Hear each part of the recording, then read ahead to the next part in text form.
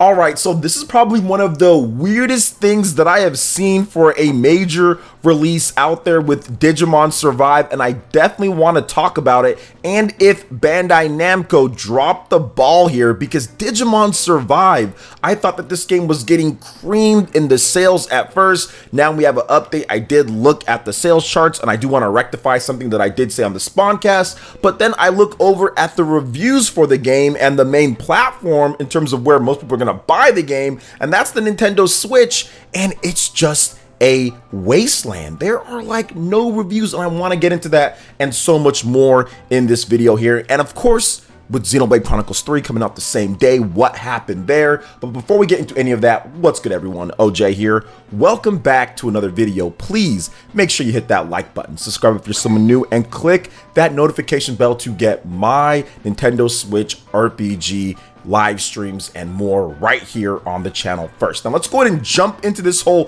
Digimon Survive controversy, because this game is so weird. It's Digimon, and Digimon games aren't the biggest franchise out there, but there's still a very good market for Digimon games. The Digimon Cyber Sleuth games did well enough when it comes to reviews and also when it comes to things out there. So I don't understand what Bandai Namco was thinking with this game. Now, Digimon Survive has one critic review. Yes, one critic review on the game. One critic review, and that's from Pocket Tactics. They gave it a 8 out of 10. Now, it does have a number of user ratings out there, 207 user ratings with a user score of 7.5, has 93 positive ones, 3 mixed, and 9 negative, but you can never really be too sure about user reviews because people just review bomb. Sometimes they just put out stuff there. They don't necessarily can verify if they even have the game or not. You have no idea, just a random username and them just putting stuff out there. So it is what it is on that. But it does seem like Digimon fans, people that love the series, that there is a lot to like with this game, despite there being some technical issues, depending on if you're playing on Switch or other platforms or whatever the case is. I don't know the extent of it because there hasn't been a ton of coverage on this game with one critic review on Metacritic.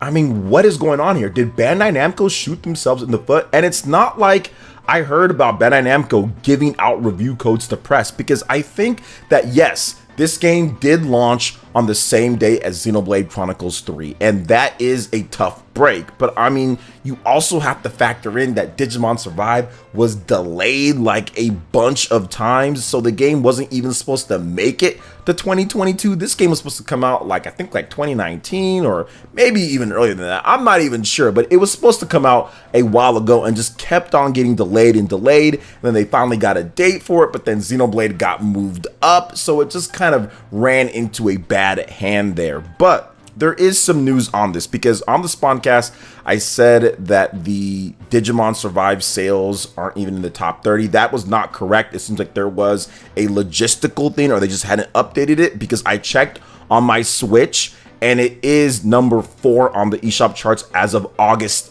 1st. It's number 4 on the eShop charts because people haven't been able to buy the game, and that goes back into Bandai Namco kind of dropping the ball on this, because you can get the Xbox version. I mean, I haven't seen it yet, but I think there's an Xbox version digitally, of course, but you can get the PlayStation version. I know that's the version that I've seen the most when it comes to online, on Amazon, all that, but the Switch version seems to be the hardest to get. It's sold out, or you have to go on Play Asia or other places, so it doesn't seem like there is a lot of print of this game. It doesn't seem like there was a lot of media for this game. It doesn't seem like there's a lot of reviews for it, yet it's Digimon. It is a big franchise. It's not a small, tiny, unknown franchise, so it's just weird and a bit awkward that they didn't even do the base level of marketing and promotion for this game when it comes to review codes, when it comes to getting the name or the word out there. Because yes, Xenoblade is big, and that's taking up all the different time for most of the tier 1 websites,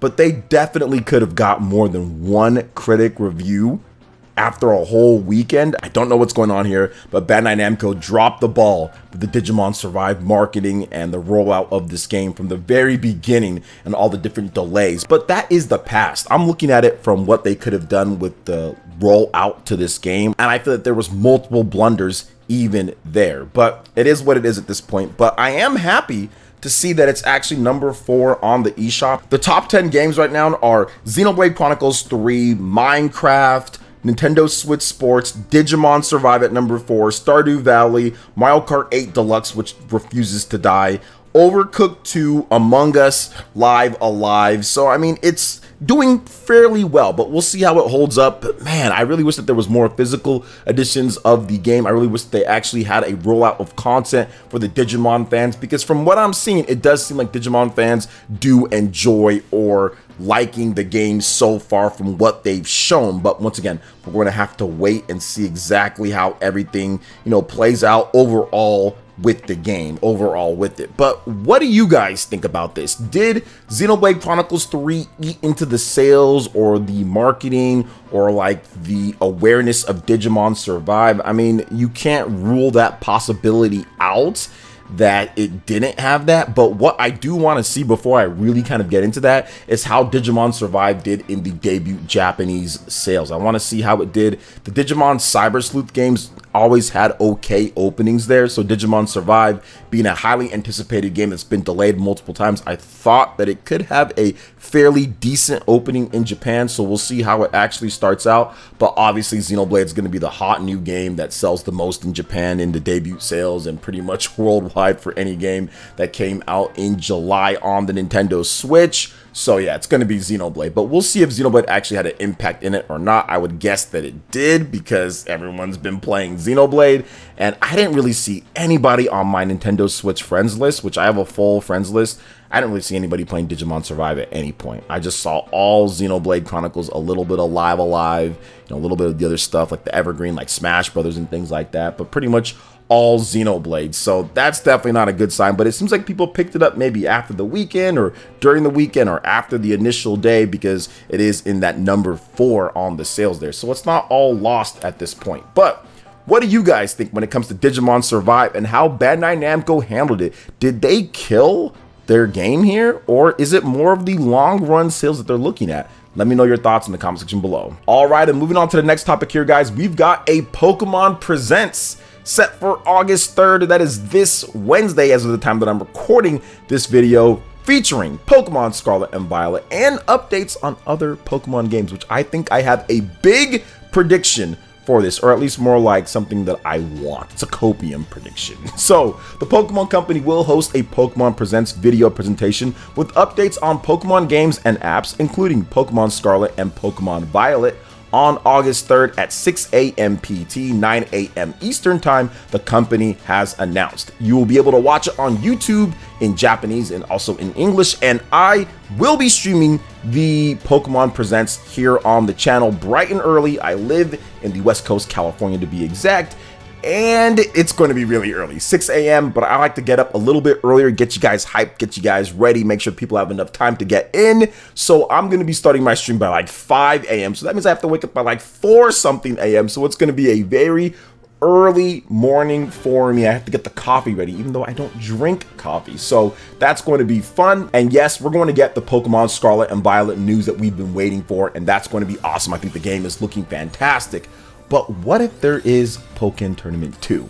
That is something that my good friend Paul Gale over the Paul Gale Network has been floating around, and it's been a long time. I mean, Pokken came out back in 2016. It was fantastic. Obviously, it wasn't a huge, massive seller, but it did do, I think, over 2 million units plus on the Nintendo Switch, over 1 million units on the Wii U, so 3 million plus units total, and it never really got discounted to too low on the Switch, at least. So I'm definitely thinking that they made quite a bit of money off the game, and there is a lot of area for them to improve and make things better in the Pokken universe and franchise and what they're doing. So I would personally love to see a brand new Pokken Tournament game with more Pokemon, with more options, with more features, better single player, better graphics, better everything, and better online play, rollback netcode. That would be something that I would be very excited about. In addition to the Pokemon Scarlet and Violet news, I'm pretty sure there's going to be stuff on the Pokemon Unite game. They have like the 1-year anniversary and all that coming up, or coming up pretty soon here. So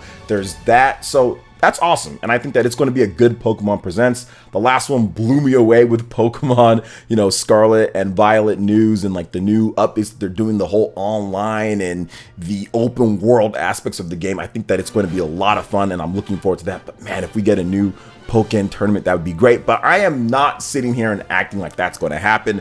I'm just throwing something out there. Maybe that's a big game because we already know about Pokemon Scarlet and Violet. So we'll see what happens here. But what are your thoughts on Pokemon Scarlet and Violet and the new Pokemon Presents on August 3rd, 6 a.m. PT, 9 a.m. Eastern time, which I will be live streaming right here on PlayerEssence. Let me know what you think in the comment section. All right, and moving on to the final topic here, guys. Soul Hackers 2 Twisted Fates. We've got a brand new trailer, English dubbed as well. Atlas bringing out some goods for us over here on Soul Hackers 2, which is coming out this month. So Atlas released a new English trailer for Soul Hackers 2 dubbed Twisted Fates. Now Soul Hackers 2 is due out for the PlayStation 5, Xbox Series, PlayStation 4, Xbox One, and PC via Steam and Microsoft Store on August 25th in Japan and August 26th worldwide. Now, if you want more information on the game, check out some of my previous videos and also information below as well via Gamatsu.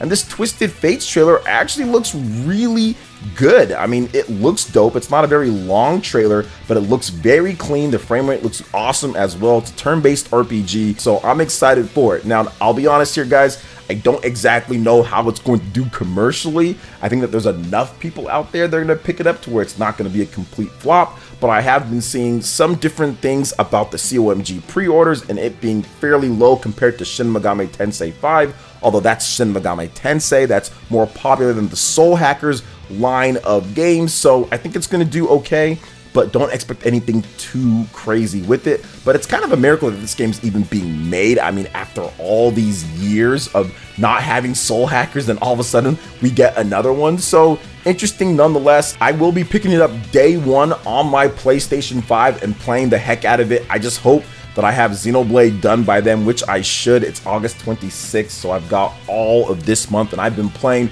Xenoblade Chronicles 3 like crazy because, man, that game is just so good. But what do you guys think about this new Twisted Fates trailer and Soul Hackers? Are you planning on picking up the game? In addition to the Pokemon Presents that's going down soon, and of course, Digimon Survive launching the same day as Xenoblade Chronicles 3, and Bandai Namco kind of dropping the ball with the reviews and all of that. Let me know in the comment section below. All right, guys, that wraps it up for this video here. Thank you so much for watching. I do appreciate it. Please make sure you hit that like button, subscribe if you're someone new, click that notification bell, and we will see you for the next video. Peace.